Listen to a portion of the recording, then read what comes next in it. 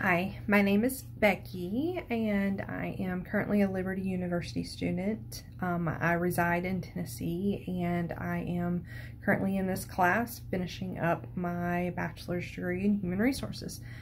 I chose to do the Is an Adoptive Mother Entitled to Maternity Leave. That's the one I chose. For many reasons I feel strongly about it, but also because I liked the stance that it takes on it. I will tell you up front, I am not a public speaker at all. I am not comfortable public speaking, so this video in itself is very not me. So with the PowerPoint, you want to go ahead and get started on it and open it, page 1 or slide 1. It's an adoptive mother entitled to maternity leave. That's the question that we are going to answer. So here we go. Okay, starting on slide 3, we'll just go ahead and start. This is Carol Fern is an employee of Bainbridge Borough who works as a tax clerk. The company has employed her for the last 18 years, which is a huge thing in today's world because most people don't stay at one company for more than 5 to 6 years. Her position as part of the bargaining unit is covered under the Local 10 of the American Federation of State, Country, and Municipal Employees. Moving on to the next slide. Recently, Fern requested a 6-month unpaid maternity leave following the adoption of a child. Carol had just resumed work after her 2-week vacation. Carol's employer denied her the 6-month unpaid maternity leave. However, the employer offered Fern 2 consecutive 90-day reasonable leave. So really she wasn't granted the maternity leave, but she was granted 6 months leave because 2 90-day reasonable leaves is 6 months. So Carol Fern and the union filed a case against the employer, indicting that denying her maternity leave was a violation of the collective bargaining agreement.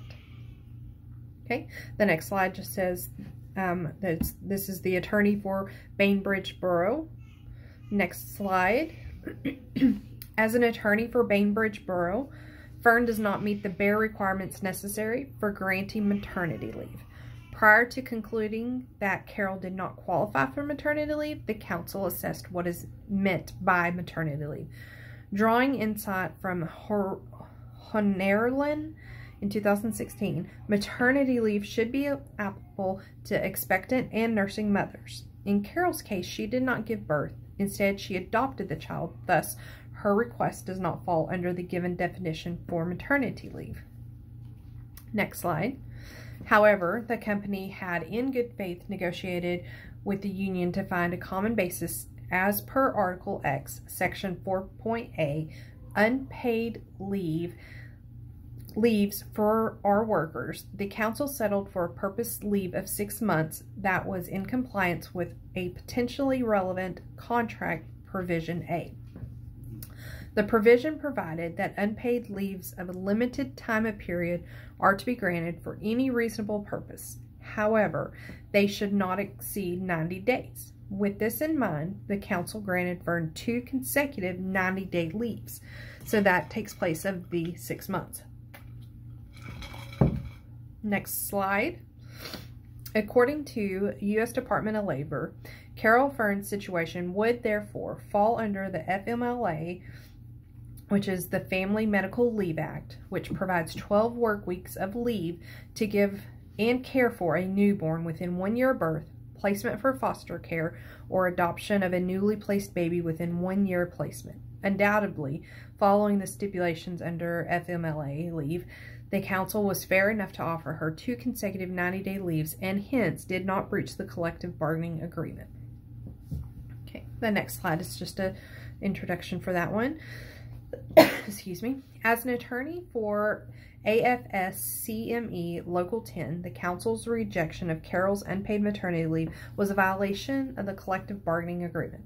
In accordance with Article X, Section 4.A, unpaid leaves 5, maternity on page 13 of the final contract between the company and the employer, maternity leaves not exceeding 6 months would be granted upon employee's request. Carol's maternity leave request was within the given grounds for maternity leave, stated by Kaufman in 2019. Next slide.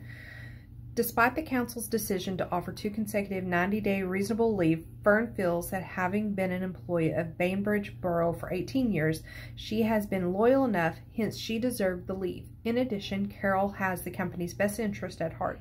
Even though the baby was available for adoption as soon as April 22nd that year, Carol felt that taking leave on such short notice would affect the smoothing functioning and growth of the company. For this reason, she decided to wait until May 2nd to request the maternity leave. From Carol's deeds, it is evident that she has loyally served the company and has proven her alliance to Bainbridge Borough. Moving forward, as an arbitrator, my ruling would be that Bainbridge ought to have granted Carol Fern a 6-month maternity leave upon her request in order to maintain a balance between work and family life.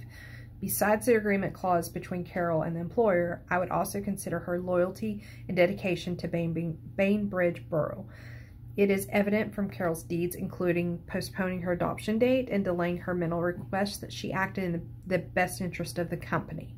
Carol had a chance to request for maternity leave immediately, but due to her dedication to serve the company in its best way, she knows how she decided to delay the request. In addition, the council did offer a 2 consecutive 90-day reasonable leave. The leave amounted to 180 days, which equals the number of days unpaid maternity leave requested by Carol. Borrowing from U.S. Department of Labor, the council agreed for 2 consecutive 90-day leaves. Thus, there was no reason for their failure to grant Carol unpaid maternity leave, considering her loyalty and dedication to the company. That's it. That's where I stand, and that's how I would do. So it's been my pleasure. Have a great day.